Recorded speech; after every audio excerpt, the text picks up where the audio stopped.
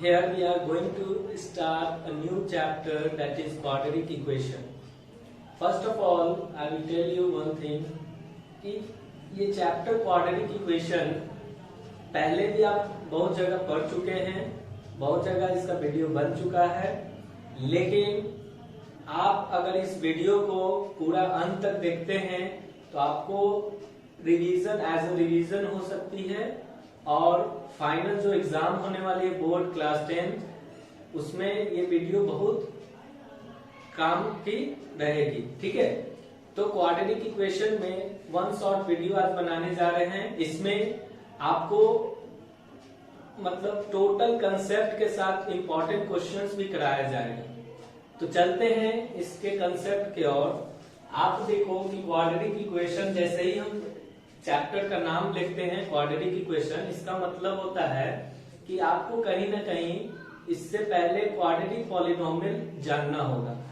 तो quadratic polynomial अगर हम लिखते हैं ax² plus bx plus c, तो ये आपका क्वाड्रेटिक पॉलिनोमियल होता है। अगर इसी को इज इक्वल टू हम 0 लिख देते हैं तो ये आपका बन जाता है क्वाड्रेटिक इक्वेशन। ये क्या हो गया? General form of quadratic equation. ठीक है, तो हमेशा याद रखना कि क्वाड्रेटिक इक्वेशन हो या आप पढ़ते हैं linear equation in 1 variable 2 variable, है ना, तो इन सब का एक स्टैंडर्ड फॉर्म होता है। इसी स्टैंडर्ड फॉर्म को जनरल फॉर्म के नाम से भी जानते हैं। और जनरल फॉर्म क्वाड्रेटिक इक्वेशन का जब भी आपसे कोई पूछे तो आप बताइएगा ax² plus bx plus c is equal to 0।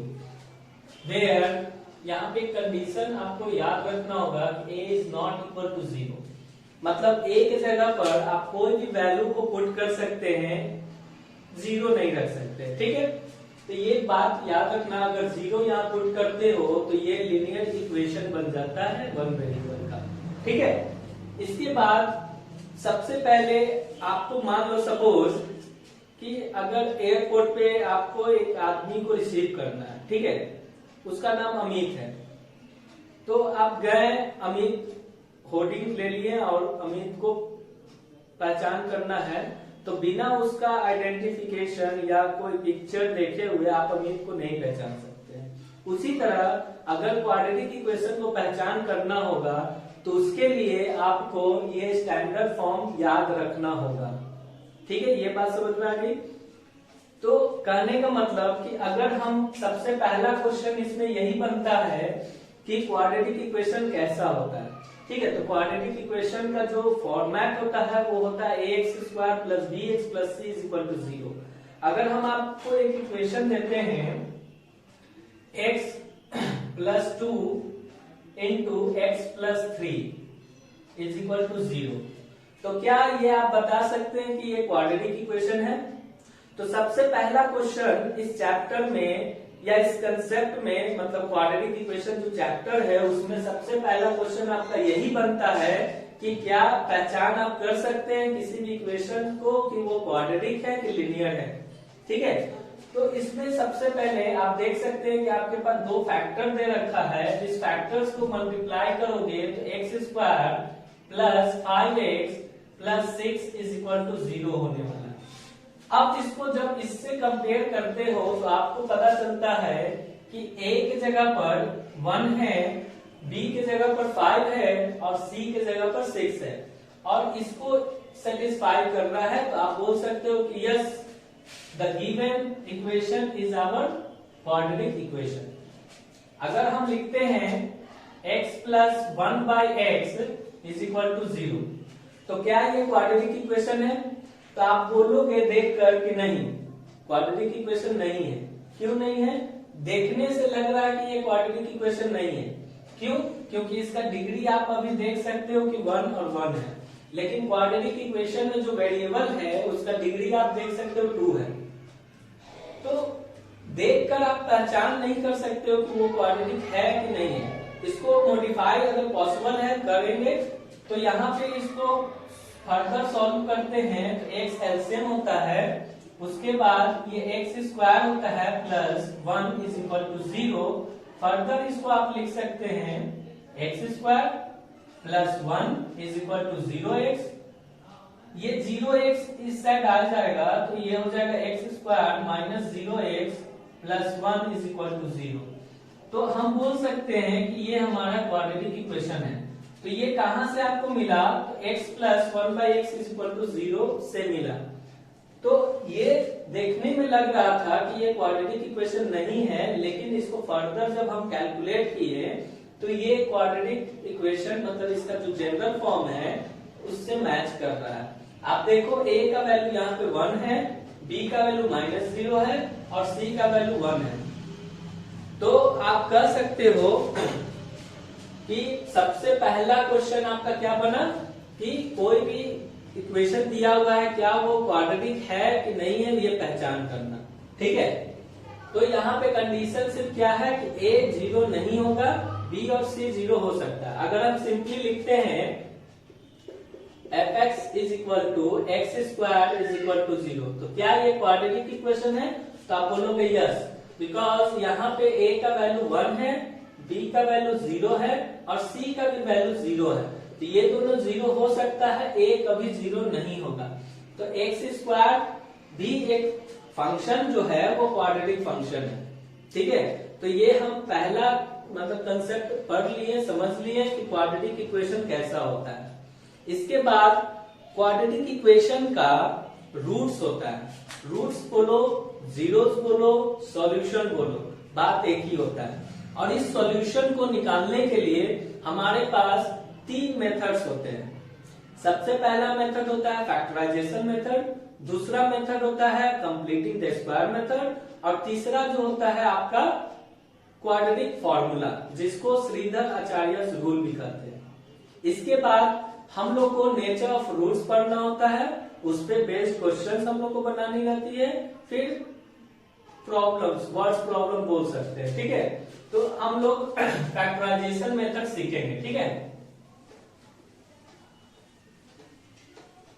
जैसा कि आप लोग देखें कि क्वाड्रेटिक इक्वेशन का standard form ax square plus bx plus c equal to 0 है। तो सबसे पहला आप देख सकते हैं एनसीईआरटी का, अगर आप बुक खोलते हैं पेज नंबर 71 एक्सरसाइज 4.1, तो उसमें आप चेक कीजिएगा कि पहला जो टाइप का क्वेश्चन है वो क्या है, check whether the following are quadratic equation और नॉट। मतलब आपको इक्वेशन दिया रहेगा, उस इक्वेशन में आपको चेक करना है कि क्या वो क्वाड्रेटिक इक्वेशन है या नहीं है। मान लीजिए कि कुछ ऐसा लिखा हुआ है x प्लस 1 का whole square is equal to 2 into x minus 3। तो जो बात आपको हम समझाएं तो ये देखकर आप नहीं कर सकते हैं, क्योंकि वेरिएबल पे जो डिग्री है वो 1 है। ठीक है, तो डिग्री 1 है, इसका मतलब आप ये कह नहीं सकते हैं कि ये क्वाड्रेटिक इक्वेशन नहीं है। पहले इसको सॉल्व करना होगा। तो a प्लस बी का whole square that is x square plus 1 का square plus 2 into x into 1 is equal to 2x minus 3। Further इसको सॉल्व करोगे तो एक्स स्क्वायर ये 1 हो जाएगा और ये आपका 2x हो जाएगा और ये इक्वल टू में आपका 2x माइनस 3 है। ये 2x कैंसिल आउट होगा। फर्दर इसको आप लिख सकते हैं x square plus 1 plus 3 is equal to 0, x square plus 4 is equal to 0। आप ये नहीं कर सकते कि ये क्वाड्रेटिक, इसका हाईएस्ट जो पावर है वेरिएबल पे वो 2 है। आप इसको कंपेयर करोगे, इसको ऐसे लिख सकते हो x square plus 0x plus 4 is equal to 0 और स्टैंडर्ड फॉर्म आपका x square plus bx plus c is equal to 0। जब इससे कंपेयर करते हो तो ये आपका जो गिवन इक्वेशन था ये क्वाड्रेटिक इक्वेशन है। तो एक्सरसाइज 4.1 में सबसे पहला टाइप का क्वेश्चन यही बनता है आपका कि जो गिवन इक्वेशन है क्या वो क्वाड्रेटिक इक्वेशन है या नहीं है। ये जो वीडियो बन रहा है वो एकदम बेसिक से बन रहा है। अगर कोई बच्चा क्वाड्रेटिक इक्वेशन नहीं जानता या उससे एक भी क्वेश्चन नहीं बनता है तो वो इस वीडियो को देखकर सारे क्वेश्चंस को बना सकता है। ठीक है, और अच्छे मार्क्स ला सकते हैं क्वाड्रेटिक इक्वेशन में। ठीक है, सेकेंड जो क्वेश्चन बनता है वो आपका है represent the following situation in the form of quadratic equation. मतलब आपको सिंपली कोई डे टू डे लाइफ का एग्जाम्पल या क्वेश्चन दिया रहेगा, उसको कन्वर्ट करना होगा क्वाड्रेटिक इक्वेशन में। जैसे मान लीजिए कि एक क्वेश्चन है, the area of rectangular plot is 528 metre square. मतलब एक रेक्टेंगुलर प्लॉट है, आपको एक प्लॉट दे रखा है जो रेक्टेंगुलर शेप में है, ठीक है। इसका एरिया क्या दे रखा है, 528 मीटर स्क्वायर। ये बात समझ में आ गई। अब कह रहा है the length of the plot is 1 more than twice its breath.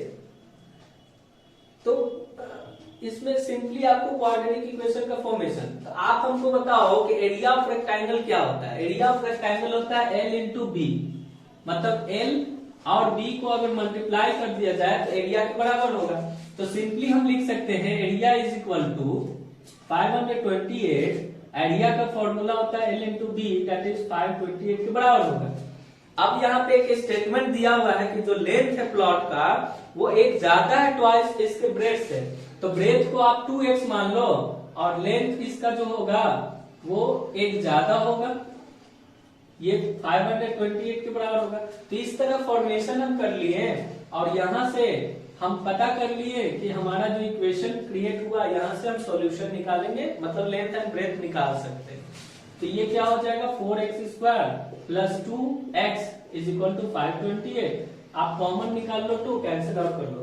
तो फर्दर अभी हम लोग डील करने वाले हैं कि इसका सॉल्यूशन निकालने के लिए अभी जस्ट आपको बताया गया कि इसका 3 मेथड होता है। पहला मेथड होता है फैक्टराइजेशन, दूसरा मेथड होता है कंप्लीटिंग द स्क्वायर मेथड, तीसरा होता है क्वाड्रेटिक फॉर्मूला, जिसको श्रीधराचार्य रूल भी बोलते हैं। तो आप एक्सरसाइज 4.1 इजिली सॉल्व कर सकते हो, ठीक है। तो हम लोग फर्दर मूव करेंगे तो सॉल्यूशन इसका क्या होगा, मतलब किसी भी इक्वेशन का सॉल्यूशन निकाल सकते हैं या नहीं, ठीक है। तो क्वाड्रेटिक इक्वेशन का हमेशा सॉल्यूशन कितना आएगा, 2 आएगा, है ना। तो देखो हम लोग सीखने जा रहे हैं फैक्टराइजेशन मेथड। आपको नहीं आता है, इस वीडियो को पॉज करके आप समझने का कोशिश करना, जरूर समझ में आएगा, ठीक है। तो पहला एक क्वेश्चन ले लेते हैं, x square plus 5x plus 6 is equal to 0। अब ये मत करना कि फैक्टराइजेशन क्या है, क्योंकि क्लास 7, 8, 9 और हम लोग 10 का बात करने जा रहे हैं। तो 7, 8, 9, 10 में हम लोग फैक्टराइजेशन कर चुके हैं। जैसे कहने का मतलब ये आपका एक्स स्क्वायर है, ये 5x को इस तरह स्प्लिट करना होता है कि मल्टीप्लाई करने पे फर्स्ट और लास्ट टर्म के बराबर आ जाए और प्लस करने पे मिडल टर्म आ जाए। तो यहाँ पे इसको हम 3x प्लस 2x के फॉर्म में तोड़ देंगे। मतलब इस 5x को हम 3x और 2x लिख दिए तो ये 5x हो सकता है, ठीक है, प्लस 6 और मल्टीप्लाई करने पे 6x स्क्वायर। तो फर्दर इसको लिखेंगे तो ये x कॉमन हो जाएगा इन दोनों से, तो x प्लस 3 हो गया और इसमें आप 2 कॉमन ले लोगे तो x प्लस 3 हो गया इक्वल टू 0। तो x plus 3 into x plus 2 is equal to 0। तो इस प्रोसेस को क्या कहा जाता है, फैक्टराइजेशन। इस प्रोसेस को कहा जाता है फैक्टराइजेशन।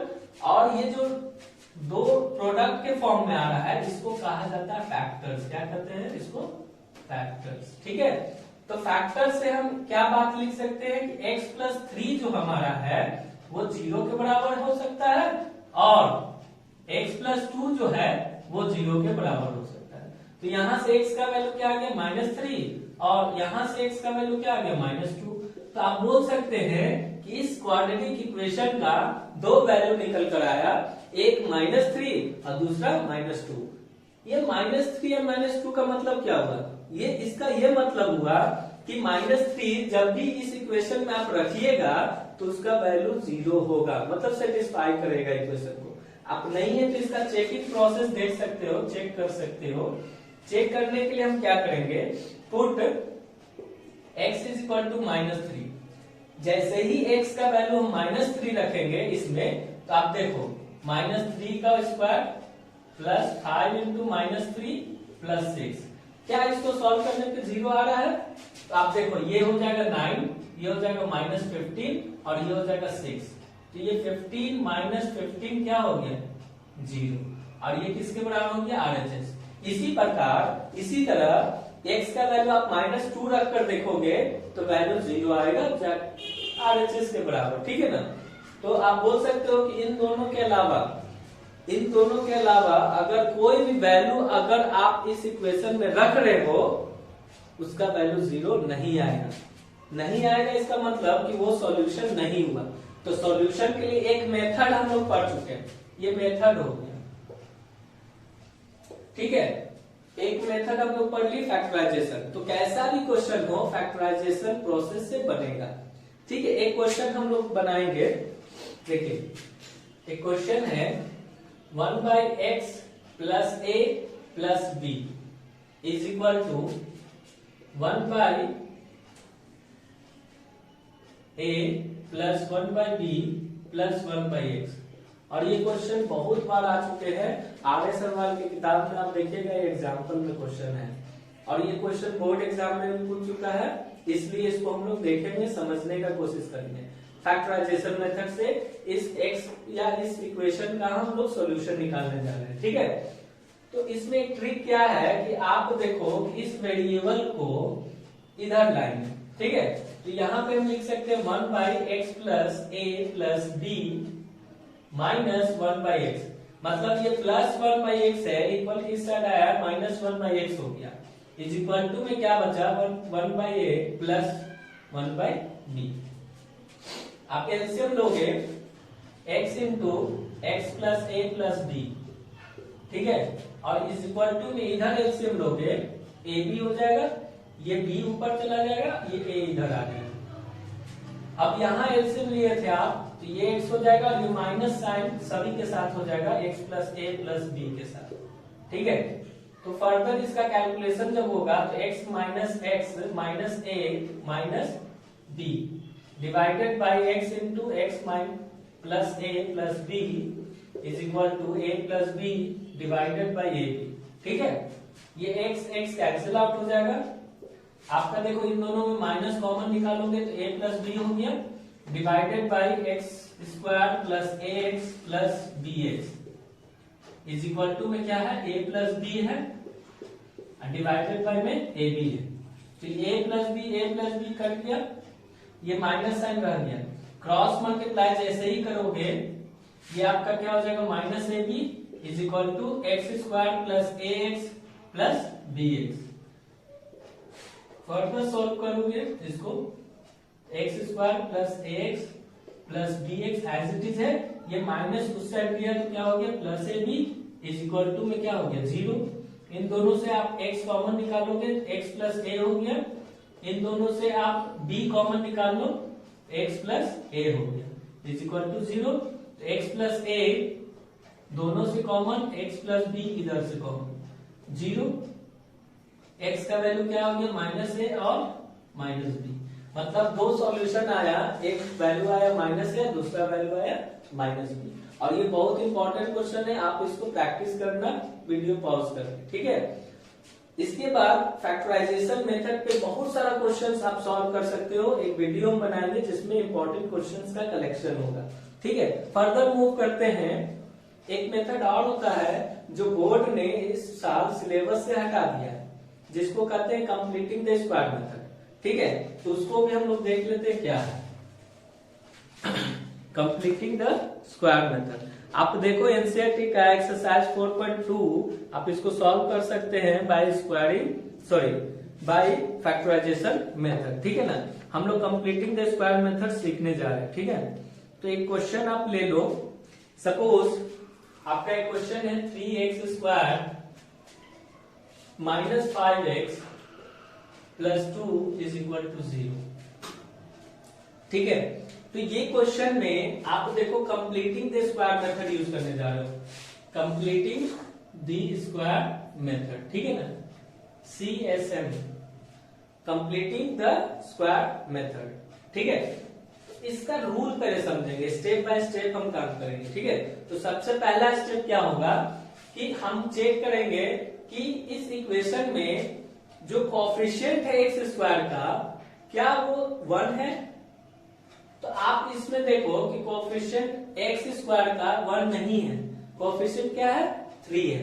तो इस 3 को रिमूव करने के लिए हमको 1 बनाना होगा, ठीक है। तो 1 बनाने के लिए देखो बहुत इंपॉर्टेंट बात है इसको समझना, ठीक है ना। बहुत अच्छे से सुनना, समझने का कोशिश करना, जरूर समझ में आएगा। नहीं आएगा वीडियो को वापस फिर से प्ले करना और देखने का कोशिश करना, ठीक है। तो इसको हम क्या करेंगे, एक्स स्क्वायर का कोएफिशिएंट क्या है 3 है। तो इस 3 को हटाने के लिए आप क्या करोगे, डिवाइड करोगे। तो डिवाइडिंग बोथ साइड बाय 3, तो 3 हटाने के लिए हमने 3 से डिवाइड कर दिया। अगर यहाँ 2 होता तो 2 से डिवाइड करते हैं, यहाँ 1 रहता तो डिवाइड करने का जरूरत नहीं पड़ता। क्यों? क्योंकि कोएफिशिएंट 1 होना चाहिए इस मेथड को यूज करने के लिए, ठीक है। तो ये एक्स स्क्वायर हो गया, हम 3 से डिवाइड कर रहे हैं। तो ये देखो 3x स्क्वायर है माइनस 5x है प्लस 2 है इज इक्वल टू 0। तो हमने क्या किया, दोनों साइड 3 से डिवाइड कर दिया, ठीक है। तो ये क्या हो गया, एक्स स्क्वायर बन गया, ये क्या हो गया 5/3x हो गया, और ये क्या हो गया 2/3, और इधर तो 0/3 0 हो, ठीक है। एक स्टेप हम लोग बचा सकते थे, इसको 3 डिवाइड शो ना कर, ठीक है। अब फर्दर क्या होगा, इसको हम लिख सकते हैं x का होल स्क्वायर लिख सकते हैं। देखो ये पहला स्टेप है, डिवाइड किए, ये दूसरा स्टेप हम लोग चल रहे हैं, ठीक है ना।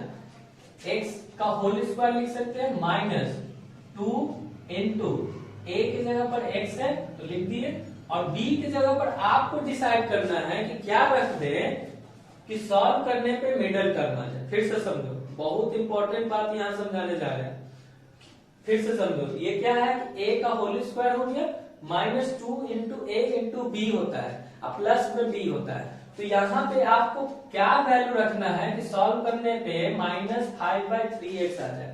तो देखो x तो है ऑलरेडी है, हमको 5 लाना था, 5 हम पुट कर दिए। हमको यहाँ 3 लाना है लेकिन 2 हटाना भी है, तो यहाँ 6 लाएंगे तभी ये डिवाइड होकर 3 होगा, ठीक है। तो ये 5/6 जब आप b के जगह पर लिख रहे हो तो 5/6 आप होल स्क्वायर ऐड करोगे और माइनस भी करोगे 5/6 का होल स्क्वायर। अब प्लस में क्या है 2/3 इज इक्वल टू 0। अब इसको सॉल्व करेंगे तो इन तीनों टर्म को यहां से देखो यहां तक इन तीनों टर्म को आप क्या लिख सकते हो, x माइनस 5/6 का होल स्क्वायर, ठीक है। और ये सॉल्व करोगे तो ये माइनस में आपका क्या है, या ऐसा लिख सकते हो इज इक्वल टू 5/6 मतलब 25/36 और माइनस 2/3, ठीक है, क्योंकि इक्वल के उस साइड ले गए। इसके बाद x माइनस 5/6 का होल स्क्वायर, इसको फर्दर सॉल्व करोगे तो एलसीएम हो जाएगा 36 25 तो 25 रह जाएगा। और ये देखो 3 से जब 36 को डिवाइड करोगे 12 2 से 24, फर्दर इसको सॉल्व करोगे 25 में 24 गया 1 और नीचे हो गया 36 और ये हो गया x माइनस 5/6 का होल स्क्वायर। जब स्क्वायर उस साइड जाएगा तो x माइनस 5/6 और ये प्लस माइनस रूट अंडर 1/36, ठीक है।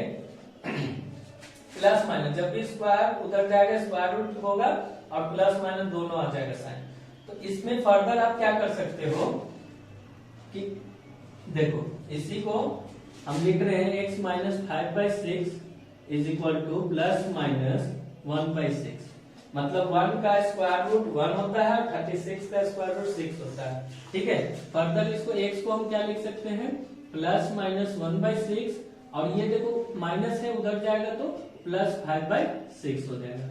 अब क्या करेंगे x का वैल्यू एक बार पॉजिटिव लेंगे 1/6 प्लस 5/6 और सेकेंड टाइम क्या लेंगे माइनस 1/6 प्लस 5/6।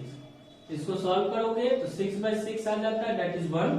इसको सॉल्व करोगे तो देखो 6 एलसीएम लोगे लेकिन ये -1 है प्लस 5 है मतलब 4/6। इसको लिख सकते हैं 2/3।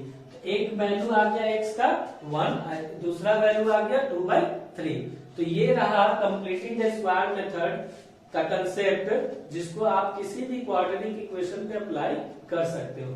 यहाँ पे इंपॉर्टेंट बात ये था स्टेप नंबर 2, जिसमें आपको समझना होगा कि इस b के वैल्यू के जगह पर आप क्या पुट करोगे कि इसको सॉल्व करने पे ये मिडिल टर्म आ जाए। जिस वैल्यू को आप रख रहे हो उस वैल्यू का स्क्वायर ऐड करोगे, उस वैल्यू का स्क्वायर आप सब्ट्रैक्ट करोगे। क्योंकि ये जब कैंसिल आउट होगा तो बैलेंस हो जाएगा। तो कंप्लीटिंग द स्क्वायर मेथड इस साल के सिलेबस से हटा दिया है। जो एग्जाम होने वाली है 2023 बोर्ड का, उसमें ये सिलेबस में नहीं है। तो आप चिंता मत करना, इसको अभी जो बोर्ड देने वाले बच्चे हैं उसको ये जरूरत नहीं है, ठीक है। थर्ड जो होता है, देखो इसको प्रैक्टिस करना बहुत सारे क्वेश्चंस को तो समझ में आ जाएगा। इसके बाद जो थर्ड कंसेप्ट होता है वो कहलाता है क्वाड्रेटिक फॉर्मूला। मतलब हम किसी भी क्वाड्रेटिक इक्वेशन का सॉल्यूशन इन 3 मेथड से निकाल सकते हैं। पहला हम लोग पढ़े फैक्टराइजेशन, दूसरा हम लोग पढ़े कंप्लीटिंग द स्क्वायर मेथड, और तीसरा हम लोग पढ़ने जा रहे हैं क्वाड्रेटिक फॉर्मूला, ठीक है। थर्ड कंसेप्ट हम लोग का या थर्ड मेथड बोल सकते हो क्वाड्रेटिक फॉर्मूला, ठीक है ना। तो हम लोग क्वाड्रेटिक फॉर्मूला बनाने जा रहे हैं, क्वाड्रेटिक फॉर्मूला। तो क्वाड्रेटिक फॉर्मूला को हम लोग समझने से पहले आप लोग कंप्लीटिंग द स्क्वायर मेथड को वीडियो को अच्छे से समझोगे, क्योंकि कंप्लीटिंग द स्क्वायर मेथड के हेल्प से हम लोग क्वाड्रेटिक फॉर्मूला बनाने जा रहे हैं, ठीक है। तो यहाँ पे आप जनरल फॉर्म पढ़ चुके हैं, ax square plus bx plus c is equal to 0, ठीक है।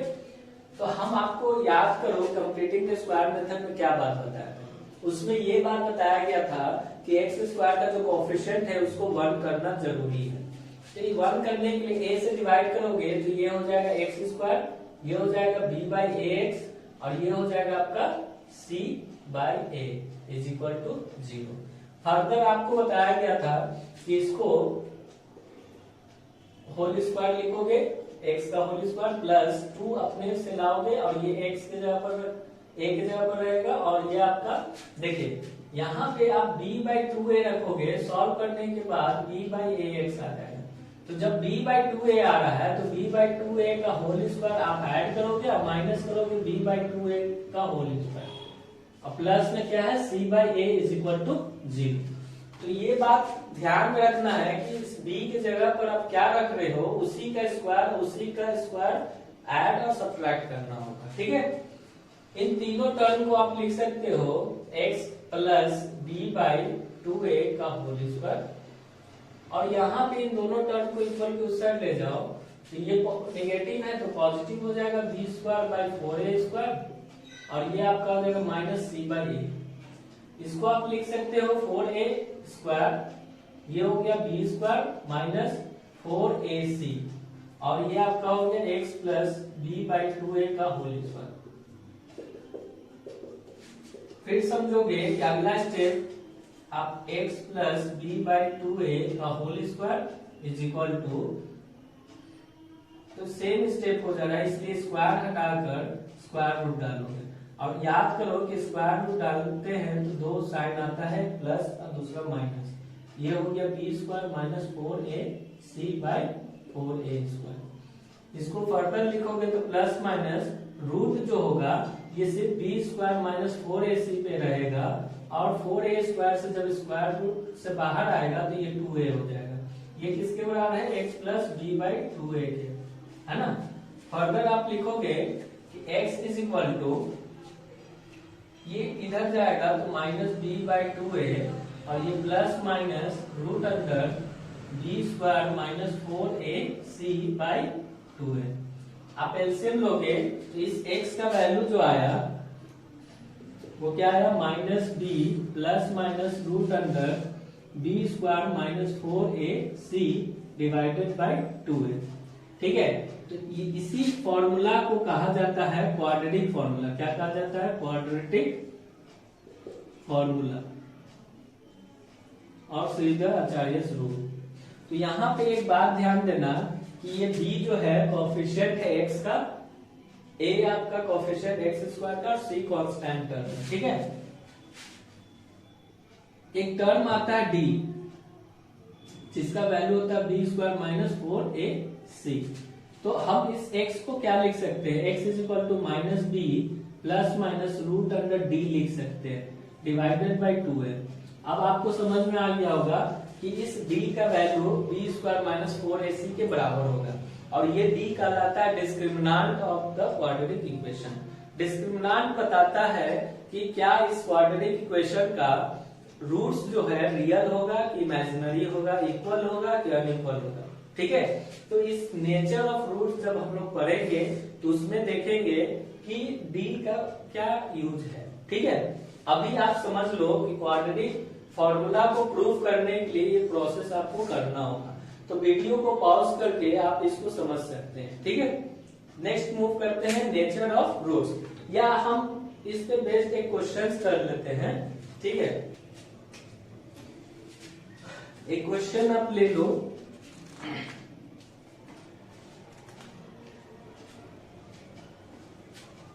Three x square plus 5x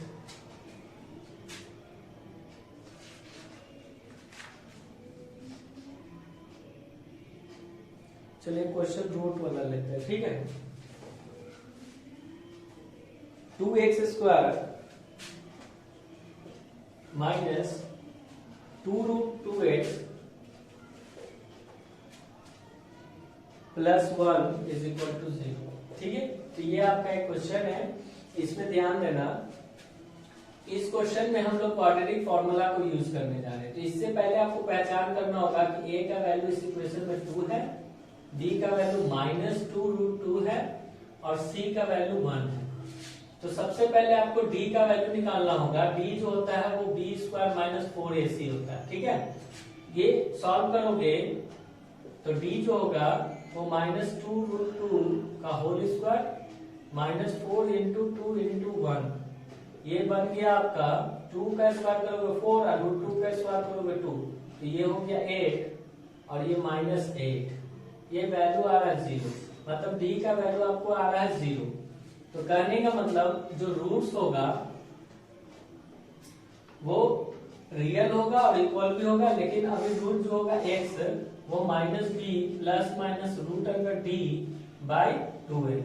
ठीक है, तो -b का वैल्यू क्या है -2√2 plus minus root under 0 by 2 into 2। देखिए ये b का जगह पर b का वैल्यू रख दिया, d के जगह पर जो वैल्यू आया 0 उसको पुट कर दिया।